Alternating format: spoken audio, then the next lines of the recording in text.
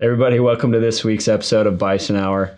I have the distinct pleasure of having Iven Vian on the podcast today. Iven is a multifamily real estate investor, and Iven and his business partner do about $90 million in transactions annually, or just in total. You guys have done $90 million. So how do you quantify how much real estate? About $300 million in real estate transactions. Something like $300 million, 0.3 billion. Iven is an incredible human being, and we really just wanted to capture his story today and find out more about what he has done in his life on his own journey to get him to where he's at. Not so much focusing on like everything that he's accomplished, but really just hearing about the journey. So Iven, welcome to the show. And tell us a little bit about who you are and where you're from and your upbringing and I guess how you got into real estate, dude. Yeah, absolutely. Thanks for having me on the show, Dakota. It's awesome to be here. I'm excited to get into this. I grew up in Oregon. I lived there my entire life, but I always had this dream of wanting to be in the Air Force and flying airplanes. And so when I was a young boy, I just set my sights on someday being a pilot. Mm-hmm. So that's kind of what I pursued in the early days of my life, is going to the Air Force and flying airplanes. And so, did you ever actually fly planes? Yeah, I flew for 20 years, the B-1 bomber, and I really? Retired in October 21 out of Tinker Air Force Base.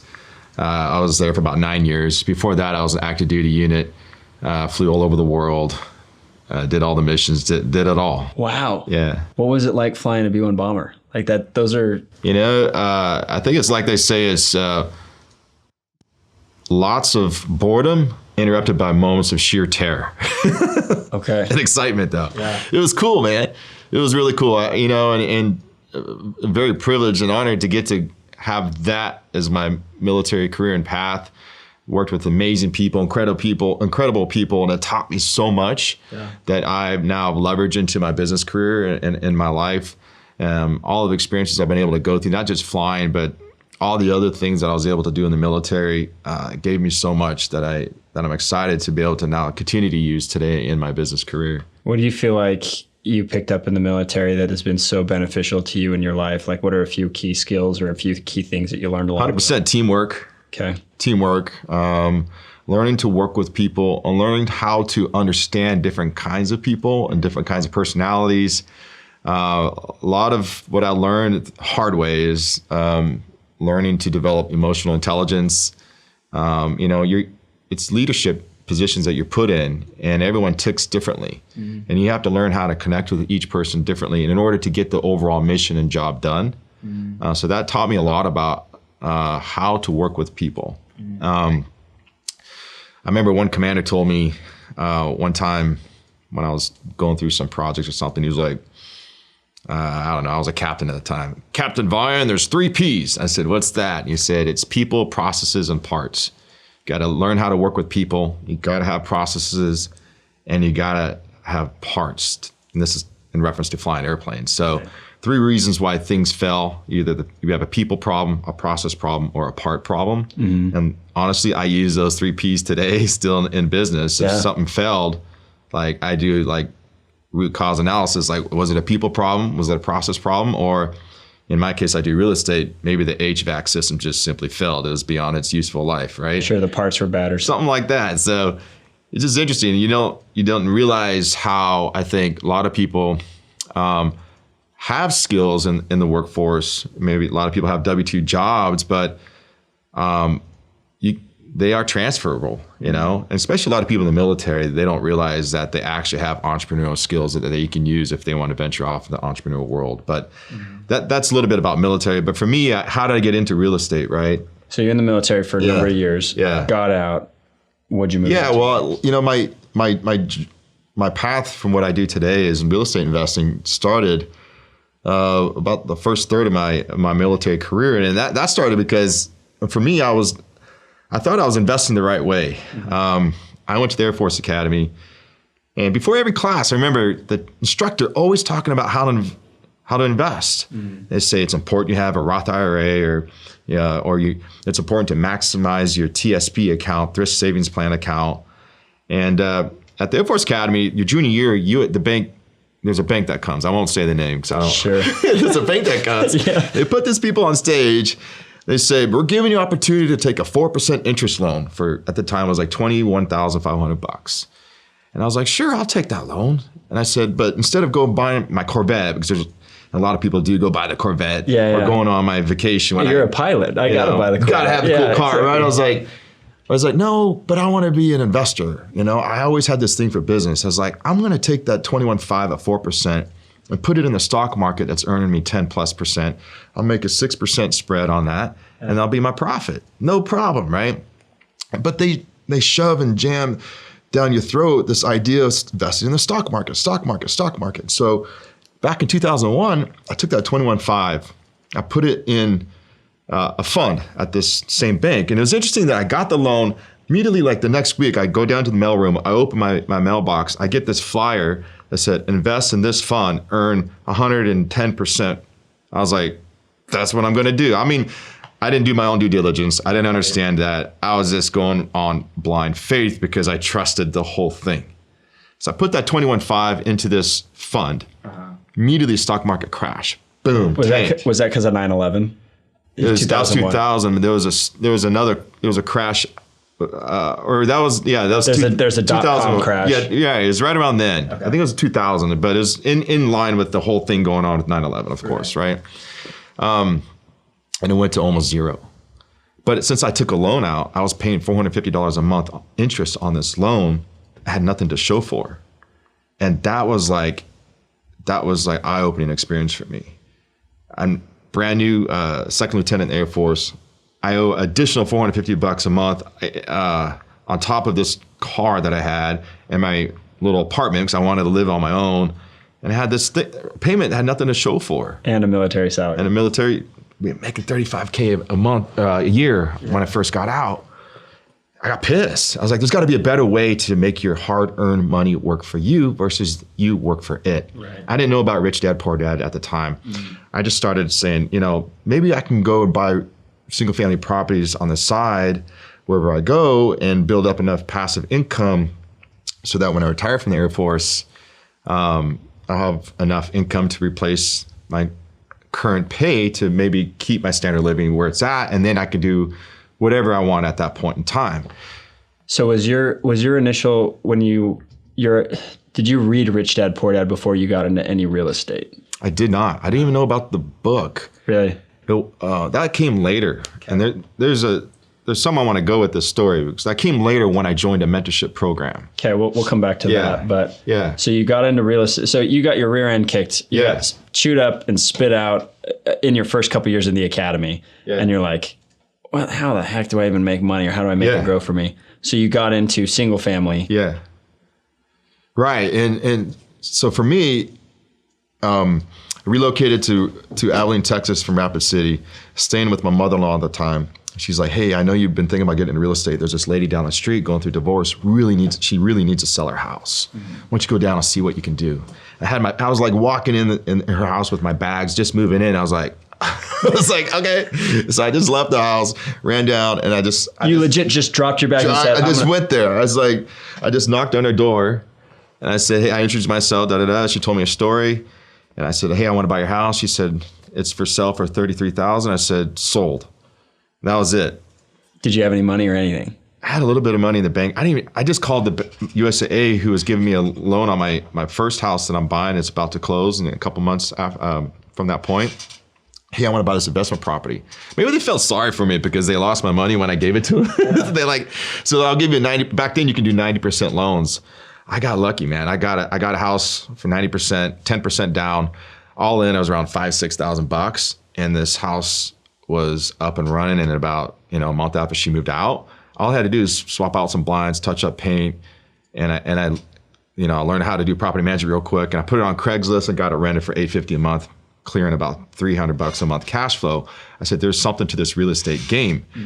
But I kind of just fell into that, right? Yeah. Right?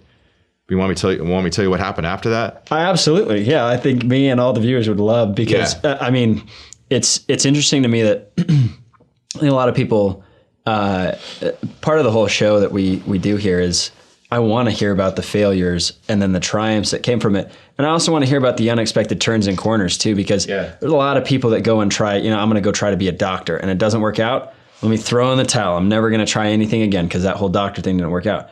You wanted to be a pilot in the military. It's what you always wanted to do.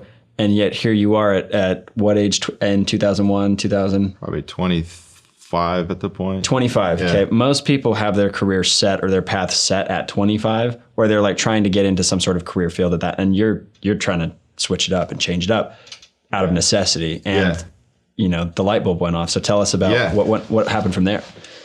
Light bulb went off, and there is this point in the discussion too. I want to talk about when the light bulb went off and I saw there's something to this real estate game. I was always at this crossroads of, I know if I really go hard and pursue my military career, which I had these dreams and hopes and aspirations, especially if a lot of people, are type A and they want to always be the best, whatever it is. And I had a lot of that going on, but a lot of it was driven by ego, quite honestly, too. So if I want to do this, how am I going to do this at the same time? Mm-hmm. So there comes to this point in your path, you have to make a decision. That decision comes from knowing what it is you want for yourself, your life, and your family, taking time to truly understand that, but then believing you can go after that thing that you truly want. Mm-hmm. I'll get to that in a minute. But for me, I got this first rental property, real estate bug came alive, like, oh my gosh, there's something to this real estate game. And so we move into this house I was telling you about. My wife was pregnant with our first son. I have 3 boys now. And there was this house next to me that was all boarded up where I just moved in, right? I had my rental property, this new house I bought, there's a house next to the new house. Well, when my wife started going into labor, we had to jet out the door, go to the hospital, go through the delivery, everything settles down. She said, hey, you need to go home and get the bag. I was like, oh yeah, get the bag, the bag with all the stuff to be able to stay in the hospital, the bag. The overnight bag. So I go back to the house to get the bag, and I'm walking out the front door and I look to the left. I was like, there's that house right there. I don't know what's going on with this house. I don't know if I can make something happen, right? And I look at my watch. I was like, you know what? She's sleeping. She's tired. She's not going to be awake for a while. And your first child was literally my first child's in the delivery, and then I think it was in the NICU. And he's in the even worse. Great. I know. I'm telling on myself here. It's a good story now. So I was like, I'm going to figure out who the owner is. I get on the county site. I see who the owner is, the address. I was like, I'm going to go down and knock on his door. I got lucky on the first one. I'm going to try this again. I go knock down on it was only like 3 blocks up the road. I go and knock on his door. Still looking at my watch, and this big burly man with no shirt on comes to their front. He's like, what do you want?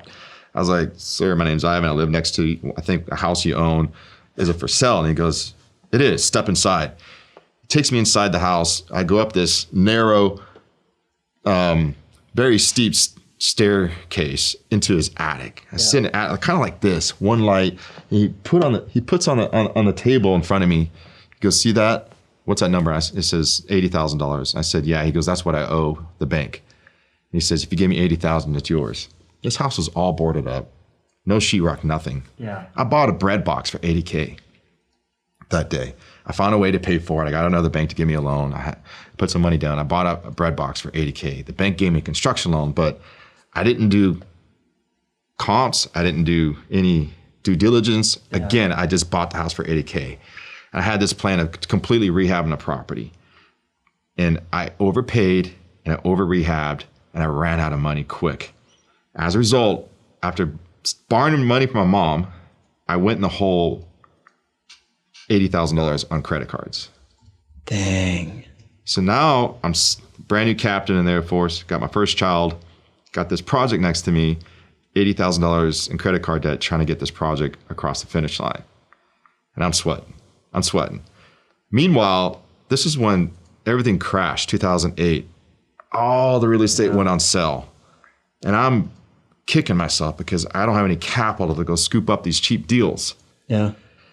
And I found a way to get through all of that. But one day we were driving back from Dallas, Texas, and I was listening to the AM radio. Don't ask me why. Do you still listen to the AM radio? I don't listen to AM radio. I was listening to the AM radio, and there was this radio show called Lifestyles Unlimited. And there's this guy giving interviews to real estate investors. And he talked about this 2-day event in Dallas, Texas for real estate mentorship. I was like, I got to go to that. Obviously, I don't know what I'm doing. I went to this 2-day event and I signed up for the mentorship class and I got mentorship. And then that's when I learned about Rich Dad, Poor Dad. That's when I started studying all these different books. And that's when I started getting smart because I wasn't reinventing the wheel. I was finding someone who was already successful in what they were doing. And I was literally copying them and emulating them in now my real estate business on my second house. So that one conference quite literally saved you from the dark path that you were about to take yourself down. Because that situation, Ivan, does not sound fun. Yeah. I would not sleep at all at night if I knew that I was that heavily leveraged and I had a wife and a baby to feed and everything. 100%. The market's crashing around, and to be honest, that's kind of how the world is today. There's a lot of uncertainty with the economy and the markets and everything like that. And you decided to just rush in through the storm. So what happened at that 2-day real estate conference that really made the biggest difference in how you shifted your whole plan of attack towards real estate?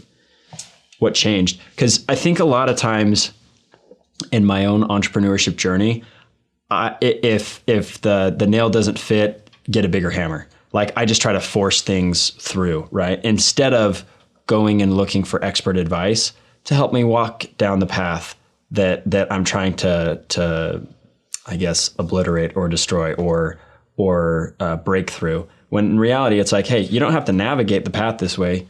I've already navigated it. Let me just show you how. Yeah. It's such an important lesson to seek expert help of people that literally have done what you're trying to do and know the whole process. They've already gone through all the hard stuff. Well, that's it.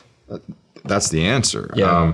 They allowed unlimited phone calls to whoever was the instructor coach on the other side. I called them literally 2 or 3 times a day. I remember in the beginning, what I do here, what about this, what about this, what about that, right? And I started to see how it is they think, how it is they do things. And all the investors there talk about their success, their stories, and what the things they do in their business to implement, and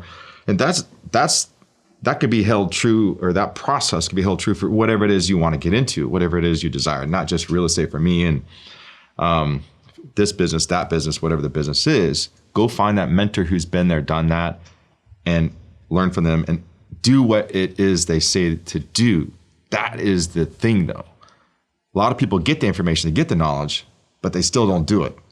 Why do you think that is? Why is that? Yeah. Is it just a pride thing? Or because I think you're right. I've received a lot of advice and I've just been like, thanks, buddy. And I continue doing my own thing. And come years later, it's like, man, if I just listened to that one piece of advice from that one guy who I thought didn't know anything because he's 10 years older than me. It's, I think, young, dumb entrepreneur. But there's definitely ego, right? And the ego wants to protect itself, I think. So I think we get in our way of our own success. It goes deeper than that. We get in the way of our own success. And I think when we ask for answers, the answers come your way, but you're not aware of that.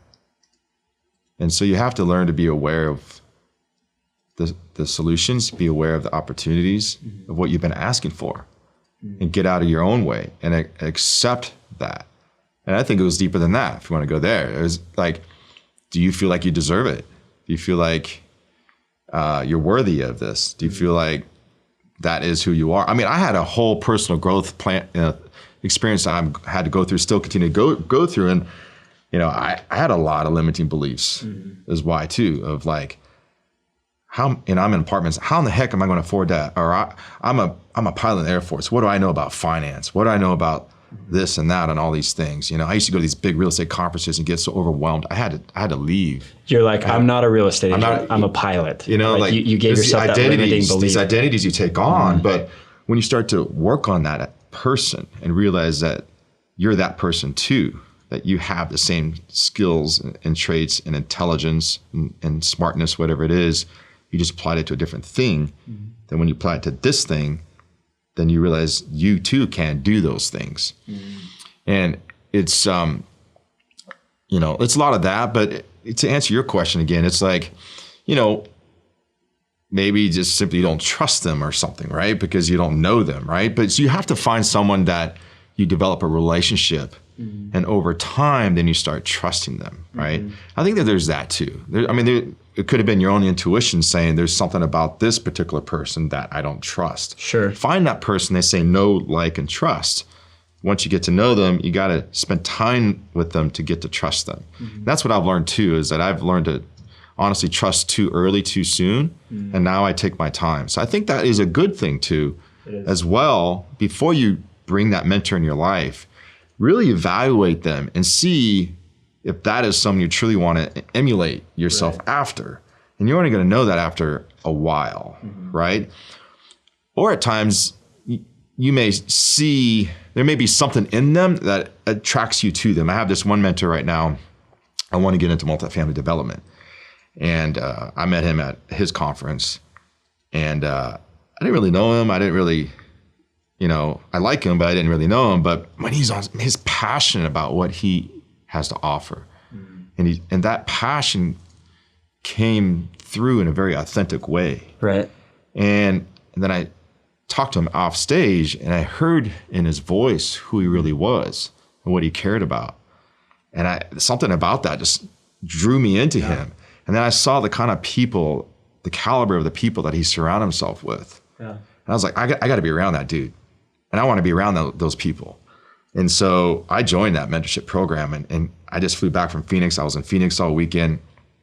And when you hear this guy off stage talk about all the struggles he went through and all the successes and all the things that he had to do to get where he's at today, the guy is a baller, man. He has real estate all over. Every time I'm hanging out with him, he's like, oh yeah, and then I have this property in Chicago. Oh yeah. I was like, how much more real estate do you have, dude? He's like been at this game for 30 years. He's 48 and he's so young still, honestly. But I was like, not only are you a businessman I want to emulate myself after, you're a human being I want to emulate myself after. So, but it took a little bit to get there. So that could be why too. It just takes, I think a lot of times it does take time. And I think what you said about pride, and we can get deeper into everything, but I do think it's just young pride. It's, you know what, the world's different than it was when you grew up, old man and stuff like that. Cause I actually had a mentor once upon a time, actually tell me that I was messing up. And I actually went to him and told him to basically F off. I literally went to him and told him, like, you don't know what you're talking about. And man, how dumb was I? Because 3 years later, and I'm grateful I'm this type of person, I went back to him and I said, dude, I am so sorry that I said anything ever negative about anything you ever tried to help me do, because I now realize you were literally just trying to keep me from making the same mistakes that you made. And I had to go through and learn all those lessons the hard way because I was too prideful to listen to you. Yeah. And we mended that relationship, and we have a great relationship now, but it took me a while to do that. And now when people, especially people like you, Ivan, give advice, I listen because you're not giving advice. You're not trying to hand out free advice. You're not trying to cast pearls to swine. Like, you're giving advice that you think legitimately helps. And I think everybody, especially entrepreneurs, need to spend more time listening and less time thinking. Because if people listen more, they'd pick up on more cues to learn how to create shortcuts and get to where they want to be a lot faster. Let's talk about that. The answers are in the shadows. It's not direct to what they're saying. There'll be something kind of you'll catch in between conversations of what that path that you need to go down. Those are the things, in those moments I have found that have impacted my life the most, right? For example, like I was like, Jerome, this mentor of mine, he has all these people in a circle, and I was just like, he was just sharing, I did this and this and this, and then he's like, honestly, I just showed up to this other guy's event, and I just put myself in the middle of this event. And then one day this guy sat down next to me and had a meal with me. And the guy that he got in front of at his event then became his friend. And now that immediately elevated Jerome to the next level, because this guy that became his friend has a whole nother Rolodex of people that now Jerome is connected with. We're talking like ballers, like top, like people that really can impact his life, right? But it wasn't like I signed up for this big course. I did this. It was just like Jerome just saying, I was just a dude, just a guy to this guy. And I was like, oh, that was a little nugget that I picked up on to put into my pocket. You know what I mean? Yeah. At the end of the day, people just like people. Yeah. I mean, it doesn't matter what's in our bank account or how much real estate you have. It's just, if you're cool and you're down to earth, I'll talk to you. Yeah. You know, and that's what it's all about. I love what you were saying about how the answers are in the shadows. I think some of the most profound moments in my life, just learning about myself and who I am, are in the in-between. It's not in the action, in the heat of battle or anything like that. It's not like, you know, after I have a big triumph or anything. It's quite literally like the in-between of the day-to-day, the small things. So I do think it's important to look for that, but it's also important to look for the mentors that'll help kind of not give you the answers, but they'll point you in the right direction to where the answers are. I feel like that's so influential. And then another thing that you said that is a good lesson for viewers to, I guess, learn is your net worth is your network. And it is important to get out there and meet people and associate yourself with better people than yourself, or try to connect with them in any way possible to help elevate your status. But going back to what you were talking about, you buy the dilapidated, crappy house for 80 grand. And you rehab it, you're in over your head, you go to this real estate conference, you meet a good, solid mentor to help get you out of this situation. Where do things go from there? Right, now I know how to do it, right? Mm-hmm. I have this credit card debt thing, you know, but I tell you, like, if you set your eyes on something, on a goal, and you have clarity on that goal, and you're certain about yourself and where you are at whatever level you're at, answers, solutions come your way. And somehow, I don't know how, but more money came into my life. I mean, where did it come from? Like, maybe I got some bonus in the military. I got this, or this person wants to invest with me. I got another rental property after that. Right. So stuff just happened. Right. Because I'm working. Right. The answer, what I'm trying to say is, whatever you put yourself towards and you give yourself to that, you get so much more in return. So for me, I saw my house as an opportunity to give back to the city, opportunity to connect and bring in contractors and give them opportunity to be better human beings. Have work. And like my contractor there, Ron Balcom, who's like my godfather, basically, like he became like my best friend. And I saw his life completely change and all these amazing things happen in his life.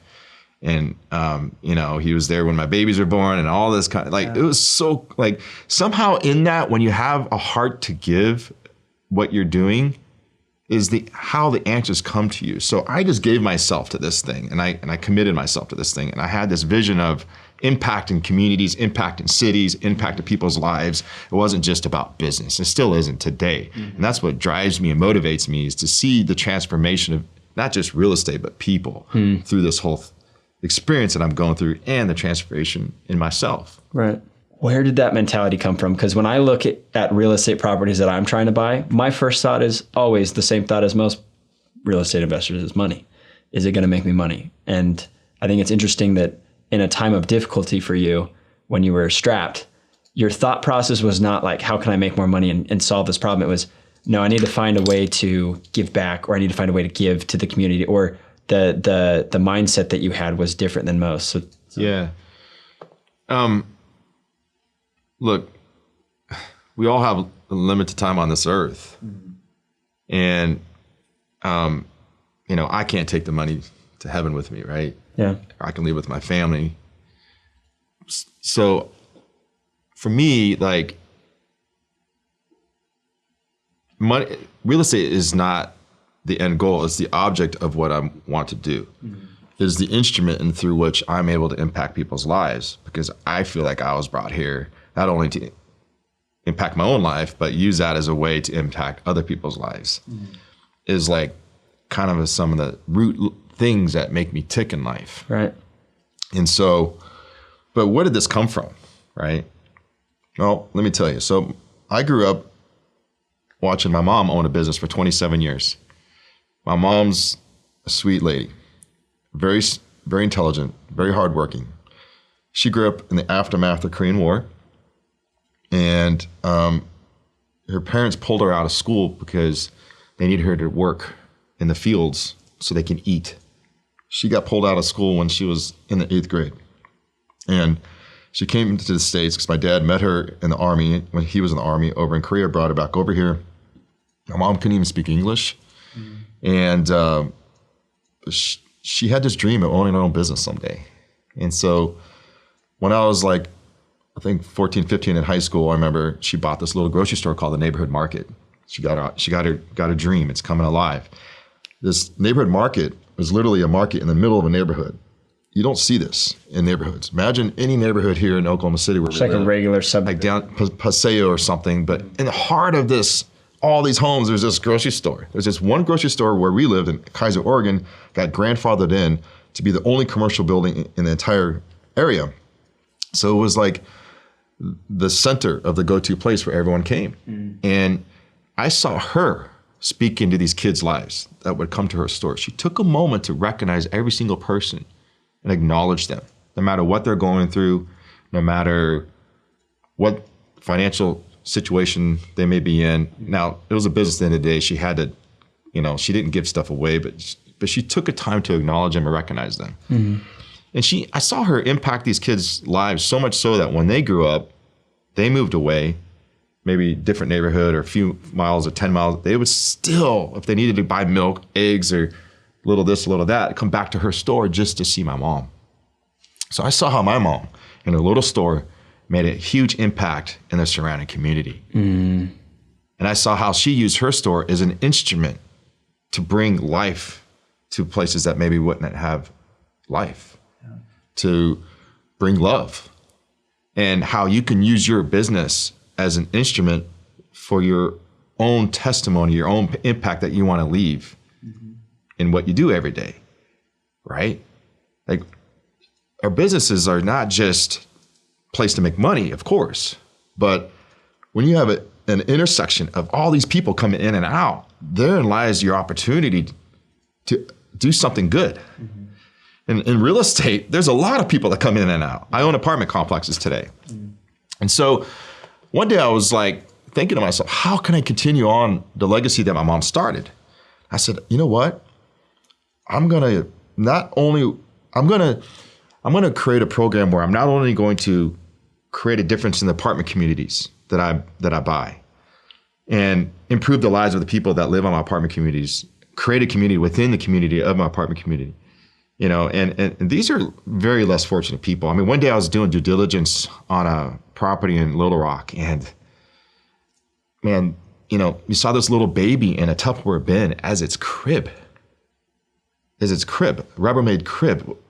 That just hit me hard. I was like, this isn't right. Yeah, I'm going to do something about this. We're gonna have free cribs for everybody. We're gonna change this. We're gonna put it in a playground. We're gonna clean this place up. We're gonna get all the druggies out of here. We're gonna make this place banging for this little boy to have a normal childhood, right? And so that's one thing. But I was like, how can I use my apartment to make a difference in the surrounding community where everybody still wins and the objective stays the objective? I have a fiduciary responsibility to create a profit at this property. Right. I said, you know what I'll do? Create my own foundation called Anthem Impact Foundation. We're going to identify tenants who already are volunteering in nonprofit organizations surrounding my property. We're going to acknowledge them for their efforts of already investing in the surrounding community and get behind them who are already at my property, get behind them as they go out. And we're going to make a donation to that nonprofit organization on their behalf so that they have an opportunity to further their impact, which then creates a ripple effect. Because we believe if you invest in the surrounding community will invest back into your community. Well, it just so happens in Salt Lake City, I have a tenant who's a chef. He would be having sushi classes in his apartment or in the common area, teaching people how to make sushi.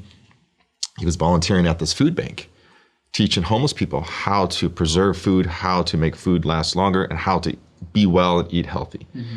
We made a donation to this food bank, recognized the tenant, brought him to the office, and we don't give the donation unless the tenant is current, fully paid, and the tenant has some type of leadership role in the local community at the apartment.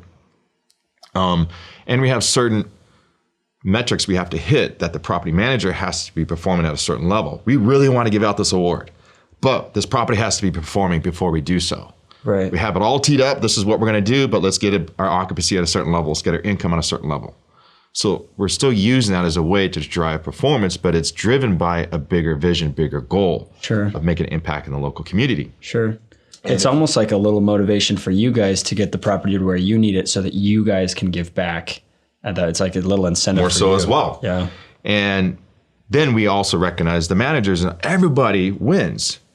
And so in this case, we did, we're doing this. And guess what? Thanksgiving comes around. The food bank has all this extra Thanksgiving food. They come back to our property and hold a huge Thanksgiving dinner for the tenants living there. Just because of the relationship your tenants had with the food bank. And because we invested in the food bank, it then invested back into us. That's the takeaway. How I got where I'm at today, when I came from nothing, I had literally my father wasn't a role model. I wasn't given a silver spoon. I went to $80,000 in debt. I show up to here in Oklahoma. I got my real estate license to make extra money. And how I got the extra money was by giving first to my clients.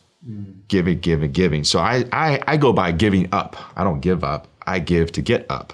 Yeah. Give to get up. Yeah. And I think if you flip your perspective in life and realize there's an unlimited, for me, I learned there's an unlimited source inside of me of hidden, untapped potential. I know I'm just scratching the surface of what I got inside of me. Yeah. I know it, that if I keep just giving versus trying to think about getting, everything else takes care of itself. The answers come to me. Okay, Let me share this. So that's how we make an impact on the surrounding community. But how did I get where I was when I was $80,000 in debt to where I'm at today? And we, bought $300 million worth of real estate, and I've been able to do this full time. Well, when I was at Tinker, I ran out of money again. I was buying houses, ran out of money. My broker said, "Get your real estate license." Got my real estate license. He said, "Here's a client. Give me a client." And that was it too, by the way. He just kicked me out the door. I barely knew how to log into the MLS. I barely knew anything about how to be a realtor, but I knew how to analyze deals. And this client ended up being, he and I took a liking to each other. And I told myself, I said, I'm going out and buying houses. And I was like, there's a conflict of interest here because I could be finding the best deals, but not telling my clients. Sure. And going over here and doing my own deals, right? I said, but I'm not going to do that. I'm going to give them all the best deals, make them my priority. I had 5 clients, and I want to make sure I give away 10 before I get my 1. And I got that cool little cherry that I found with icing, cake with the cherry and icing on top. And I was like, I'm going to make sure all my clients have what they need. If someone isn't full, meaning they need a deal, then they'll give them the deal. If not, I'll get mine. And guess what? Because I started serving all of them first, they wanted to do more business with me. And then my first client became an investor for me. He started backing me on my deals and giving me access to his capital so I can go buy more deals. And it became this relationship that I created where I wouldn't have had access to an opportunity if I first didn't serve him and take care of him. Just like I'm doing with my apartments, just like I'm doing, I have to remind myself, but that's the main way how I got where I'm at. And that opened a whole nother door of opportunity to allow me to step up into a whole new level, a whole new game that I'm doing today, apartments, right? And that's why I'm using my apartments to invest in the surrounding community. I just believe the universe has this way of paying you back. I agree. I think Jesus said, "Seek ye first the kingdom of God, and all these other things shall be added unto 100%. you." And yeah, man, it's such an important principle that you're honing in on. And I'm just trying to capture this in my own thoughts, but you literally are giving of yourself and adding value to everyone else's life around you. And because you add value to everyone else, again, they'll add value to yours. Once they see that you care truly about them, they're like, dude, Ivan's not trying to screw me. Ivan's not trying to take the deal. Ivan's trying to help me. I'm going to try and help him.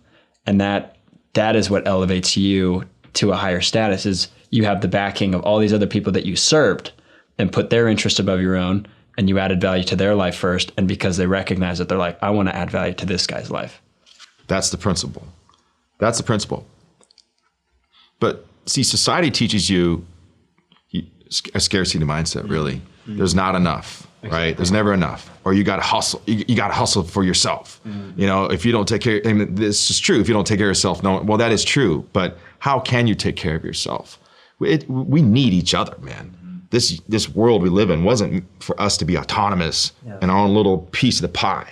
Honestly, you can take a smaller piece of a whole lot bigger pie if you come from this place of abundance, and that place is internal. You have to learn what it is that you have inside of you. You have to understand this. You have to do work.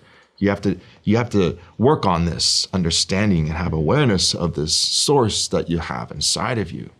I have to remind myself. I have to go back to that when I was doing single family, and I have to go back to those days. I have to go back to my mom and see how she was able to do what she has, and you know, and retire herself from this little grocery store and live out her dream. You know, and when you understand that right there, everything else takes care of itself. The solutions come into your life.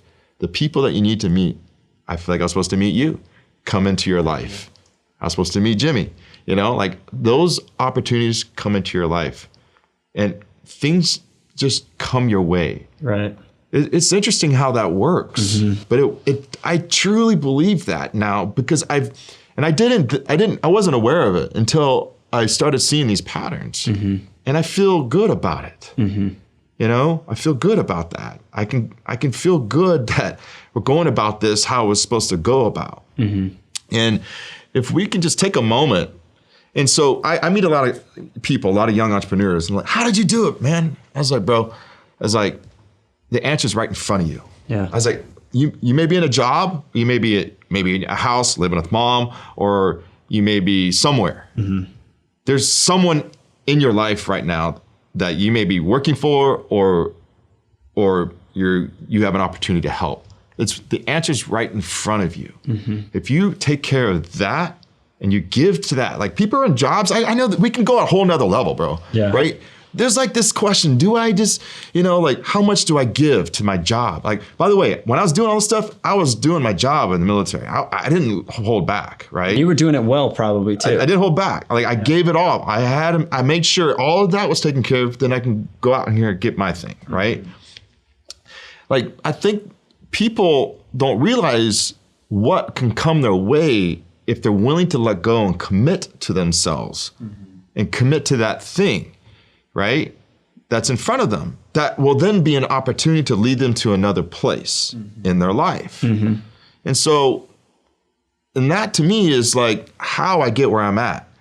And people are in my company right now. I have people that work for me. I have, you know, and it's like, what can I do to help you? What's going on? Like, what can I help you to become better at your job, help you become better in your personal life, if that's where you want to go? How can, you know, what do we need to do to put in place to improve this overall plan and process? Like, and I always try to do above and beyond. Smash through that freaking thing. Go through whatever it is you're doing, smash through it, man, because if that thing doesn't pay you, universe, God will find a way to pay you. It will come back to you. You got to trust that though. Got to trust that. It does come back to you because there are those situations where you're giving. I mean, I give in a lot of different areas in my life, church, community, work, a lot of ways. I was a salary paid worker in the military. The more you work, actually your hourly wage goes down, right? But dude, I wouldn't have come from where I came from, I believe, unless I had this heart behind that. And to me, that's how I see it. That's how I understand it to be. And to me, that's how I want to continue to pursue in my entrepreneur journey and path, is to have this heart of giving, and everything else will take care of itself in getting. Yeah.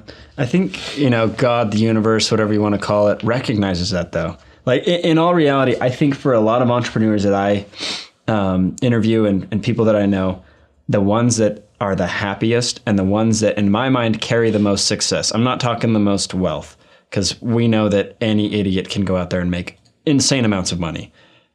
people that are genuinely happy have true wealth, true success, happy families, happy lives.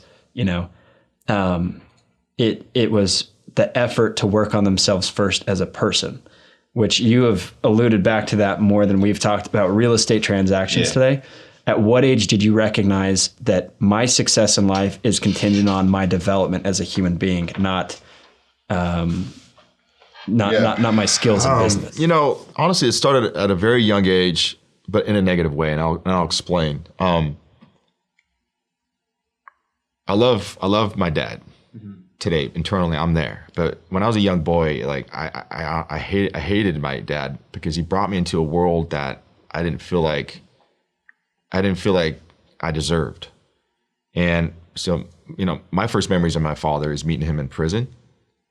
And I remember my grandparents, I stayed with my grandparents. I was like, where are we going, Grandma? And they're like, to see your dad. And I said, where? And they said, you know, where he lives out in the country in this, it was called an annex. And I was like, why does he live there? And they said, because he lives there. I said, what do you mean? And it's just, that's where he lives. I said, oh, okay. And we go out to the country, and he had to put on this gray suit every time. And I always go to the elevator, wait for him to come down in this gray suit. And we go out and spend an hour or so at lunch, and we take him back. It was a work camp because he got in trouble for armed robbery and a poker deal, believe it or not, hanging around the wrong people. Gets out of prison, comes home to the house where my mom is now divorcing him, and he had a lot of drama in his life. And took to still drinking, drugs, and all these things, and brought me into worlds and environments I didn't feel safe. I felt abandoned, and I felt frustrated because I saw all my buddies who had dads that were present, dads that helped them with homework, dads that threw them the football, dads that were there at the freaking football games. When I would go play out a game dedicated to my dad and score 4 touchdowns and run 250 yards and had 10 tackles and freaking smash that quarterback so my dad can approve of me, and I look up in the stands, he's not there. I come home and I'm like, where's my dad? He was at the bar, you know? And I was like, if that behavior created that result, I'm gonna do the complete opposite. But I was driven by hate to prove to my dad I didn't need him, right? Prove to my dad that I don't want you in my life. I can take care of myself. It's interesting how these negative things end up being positive things too, and I'll get to that. But so I went on this path of, you know what? I learned about Air Force Academy. I know they give a full ride scholarship if I get in there. That's my ticket out of this joint. I'm out. I'm bouncing out of this place. So I just put my eyes on this path, and I just went down this road of doing whatever I had to do to get to the Air Force Academy. And it wasn't easy because I did struggle at school. I had to take the SAT test 15 freaking times until I got high enough score to get in. I finally got in. Yeah. And to like a little dagger to the side was this girl, didn't even know about the academy in my junior year, but she was a gymnast. The academy got eyes on her and recruited her over me to go to the academy. And I was like, everybody knew at the high school what Ivan was going to do with his life. He was going to go to the Air Force Academy. I made sure everybody knew. I was so infatuated with this idea. So I get the hell out of my house, okay? And this girl comes in, gets my spot over me, and she goes off and goes to the academy, and I had to stay back, go to preparatory school. I came back, did some community college, and then I got into the academy. I get to the academy and find out she got kicked out for an honor violation. So the girl took my spot and then got kicked out, but now at least I'm there. But now I'm going through this inner turmoil my entire life of like this poor image, this poor paradigm of identity, who I believe myself to be. I came from a poor family. I came from a broken family. I came from a feeling of abandonment, alone, a feeling of hurt in my heart. And so like I would continuously sabotage my life as a result. And I use this anger as a way to drive me to become who I am. But like, you're doing this in life. You're white knuckling your life. You're holding on. You're just pushing and grinding and boom, boom, pushing. And that thing, this way of doing it, this modality creates this pressure in your life where you're forcing this, forcing that, forcing this, forcing that. And that's a pressure cooker waiting to go off, bro. and it went off, blew up, you know? And I realized what I was doing wasn't working. I was doing it all. Like I was doing the American dream thing, going to church, serving in my community, serving in church. Got a family, got the house, got the whole thing. Mm-hmm. And I'm like, but like we were talking earlier, like I felt miserable. I felt like I don't know who I am. I'm chasing someone else's vision of who I'm supposed to be. Right. But as I'm going through this entrepreneurial journey, I'm in the military, I'm buying houses. You start going on this self-improvement path because that's how everyone thinks in the entrepreneur world. And that's good. It's all about surrounding yourself with these people. And so you now want to know how to grow as a person, but you don't really know how to get there, right? Too. So you're putting information inside of you. Maybe you have, personal mentors and this and that, right? But for me, it is like I had to go down this journey of going neutral in my life and letting go of everything that I believe to be true, question every single belief and idea that I had. Like, think about that. If you let yourself go there, it's a scary thing. It is. It's a very scary thing because your ego's holding on to this idea of what you believe to be true, who you believe yourself to be. Your identity's built on all these things, and we're influenced by family, we're influenced by church, by governments, by your friends, your peers. All these people bring their influences into your life that maybe because of our own awareness of who we are, we acquiesce to these ideas and give up our power to these other things that then become your identity, but not aligned with who you truly are. Right. I said, enough of that. I'm done.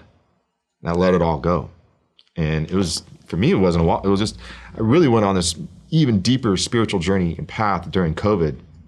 We're all locked up in our house. We can't even hang out with anyone. So now's the time, let's do this. And I went down this journey. I let it all go. I mean, self-improvement's always been there, but I'm talking about a whole nother level, man, of learning, letting yourself go to this whole new place.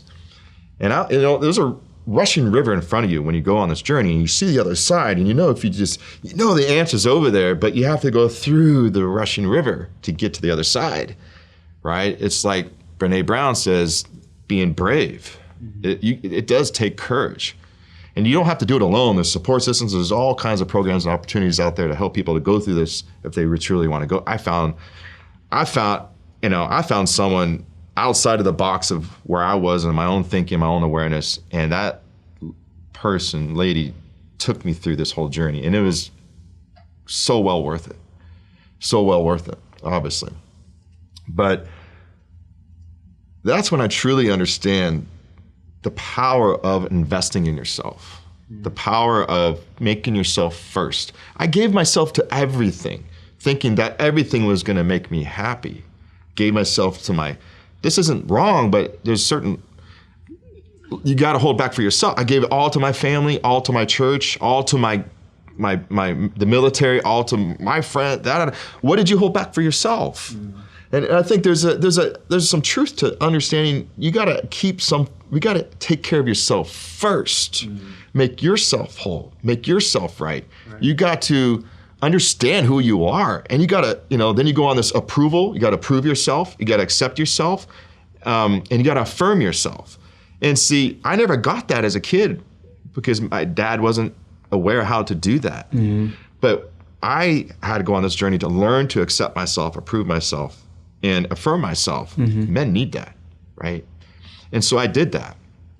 Then I realized that I can change my story.